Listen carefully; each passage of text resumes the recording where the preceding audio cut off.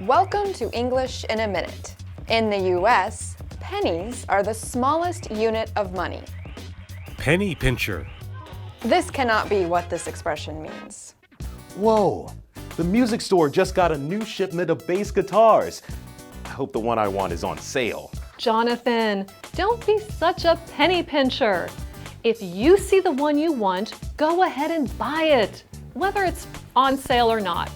Anna, I have to pinch my pennies. I might have purchased 2 or 3 other instruments last week.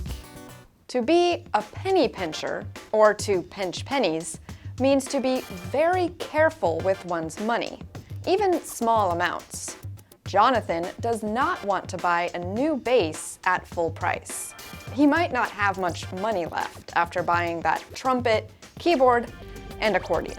And that's English in a Minute.